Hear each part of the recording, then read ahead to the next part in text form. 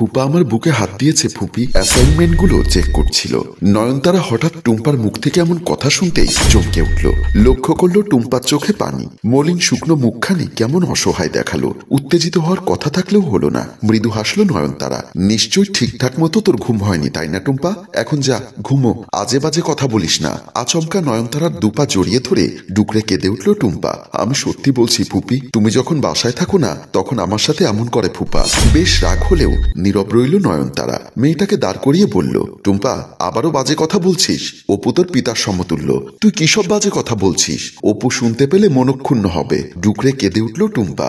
আমি জানতাম তুমি বিশ্বাস করবে না ফুপি, তাই এতদিন বলিনি, কিন্তু আজ তিনি আমায় খুব বাজে অফার করেছিল, তাই না পেরে তোমাকে জানালাম।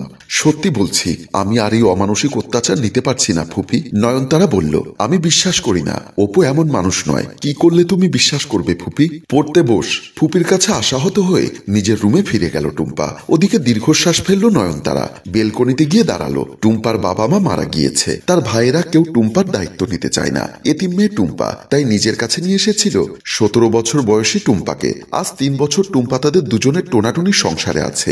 অপু কখনো কিছু বলেনি, সব সময় নিজের সন্তানের মতো ট্রিট করে। কখনো সন্দেহ করার মতো কিছু দেখিনি। 5 বছর পর ঘর আলোকিত করার জন্য মেহমান আসছে। নয়নতারার খুশি ধরে না। এর মধ্যেই অপু সম্পর্কিত এমন কথা শুনতেই অবিশ্বাস্য লাগলো। হঠাৎ লক্ষ্য করলো ঘরে অপু এসেছে। সে ভেতরে আসলো। অপু টি শার্ট খুলতেই নয়ন লক্ষ্য করলো পিঠের মধ্যে একটা নখের আঁচড়ের মতো। বুকটা কেমন ডিপ ডিপ করতে লাগলো অজানা আতঙ্কে। ওয়াশরুমে ঢুকে গেল অপু। নয়নতারা কি করবে বুঝে উঠতে পারছে না। হঠাৎ কল বেজে উঠল। স্ক্রিনের উপর জলজল করছে সুমনা ভাবি। ওয়াশরুম থেকে অপু বলল, কে কল দিয়েছে নয়ন? মোবাইলের নাম্বারটা নিয়ে ওয়াশরুমের দরজায় এসে বলল, সুমনা ভাবি। কথাটা বলতেই হুট করে ওয়াশরুম থেকে বেরিয়ে এলো অপু। বিরক্ত হলো সুমনা ভাবির উপর। কল কেটে সুইচ অফ করলো। পিক করলে না যে, ইচ্ছা করছে না। আবার ওয়াশরুমে ঢুকে গেল অপু। সুমনা ভাবি কেন জানি নয়নতারাকে পছন্দ করে না। কেন করে না তা নয়নতারা জানে না। তাকে দেখলেই মনে হয় সে সাপ দেখছে। ভাবখানা ঠিক এমন। সবই জানে অপু। তাদের পাশেই তার বড় জায়ের ঘর। সেখান থেকে ভাবির এত রাতে ফোন করার মানে খুঁজে পেল না নয়ন। আর অপুকেও তখন কেমন জানি দেখাচ্ছিল। হয়তো সে সুমনা ভাবিকে পছন্দ করে না বলে বিব্রত বোধ করেছিল অপু। ব্যাপারটা নেগেটিভ ভাবে নিল না নয়নতারা। সে গিয়ে ডাক দিল টুম্পাকে। টুম্পা, টুম্পা খেতে আয়। অনেকবার ডাকার পর টুম্পার কোনো সারা শব্দ পাওয়া গেল না। দরজাও বন্ধ। কিছুটা বিরক্ত হয় নয়নতারা। এই টুম্পা, তাড়াতাড়ি খেতে আয়। হাত মুখ মুছতে মুছতে এগিয়ে এলো অপু। কি হলো, চেঁচাও কেন? খেতে ডেকেছি মেয়েটাকে, জবাব দিচ্ছে না। তুমি খেতে বসো, আমি ওকে ডেকে আনছি। টাওয়েলটা নয়নের হাতে দিয়ে সোজা টুম্পার রুমে ঢুকে গেল অপু। দীর্ঘশ্বাস ফেলল নয়নতারা। কত আদর করে মেয়েটাকে, আর মেয়েটা পিতৃ সমতুল্য মানুষটার নামে কত বড় জঘন্য কথা বলেছে। ভাবতেই নয়নতারার মনটা বিষিয়ে উঠল।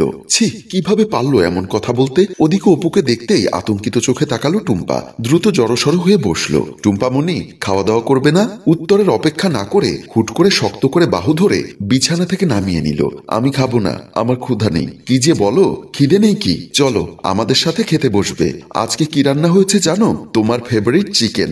এসো। টুম্পা চুপ করে রইল দেখে অপু আবার ওকে টেনে নিয়ে গেল খাবার টেবিলে। তারপর চেপে বসিয়ে দিল একটা চেয়ারে। সেদিকে এক পলক তাকিয়ে আবার চোখ সরিয়ে নিল নয়ন। অপু নিজেই ভাত বেড়ে দিল সবাইকে। খেতে বসে মুগ্ধ হয় নয়নতারা। মানুষটা হয়তো চাকরি বাকরি করে না, কিন্তু মনটা ভীষণ ভালো। কখনো টুম্পাকে একটা ধমকও দেয়নি। ভাত মাখিয়ে প্রথমে টুম্পার মুখে তুলে দিল, কিন্তু মুখ সরিয়ে নিল টুম্পা। আরো বিরক্ত হয় নয়নতারা।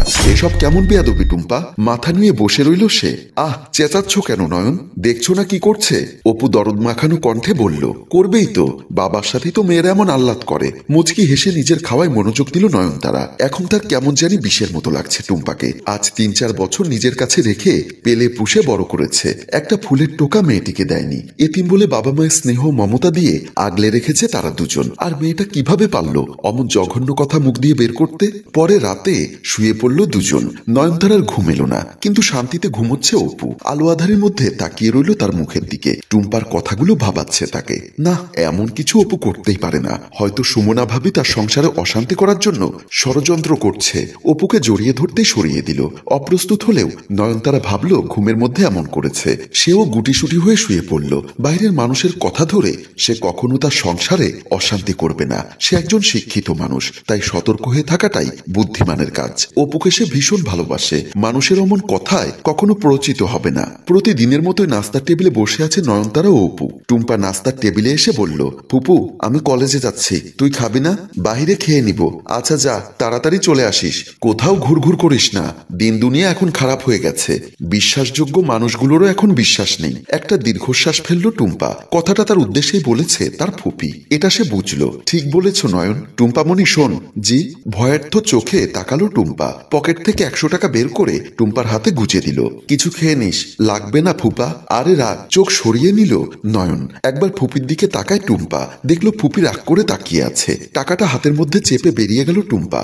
নয়ন বলল, মেয়েটার দিকে খেয়াল রাখা উচিত। কেন বলো তো? মেয়েটা বিগড়ে যাচ্ছে। তুমি চিন্তা করো না নয়ন, আমি ওর দিকে খেয়াল রাখবো। ও অনার্স পাশ করলে বিয়ে দিব। এখন ঝামেলার দরকার নেই। কেন? আমি তো ভাবছি ওকে দ্রুত পাত্রস্থ করব। আরে মেয়েটা এখনো ছোট, কিসের বিয়ে বিয়ে করছো আজও? তারপর তারা নাস্তা করতে লাগলো। দুপুরবেলা শরীরটা খারাপ লাগছিল বলে নয়ন স্কুল থেকে ছুটি নিয়ে চলে আসলো। দরজা খুলে ঘরে ঢুকতে কেমন যেন একটা চাপা কান্নার শব্দ শুনতে পাচ্ছিল।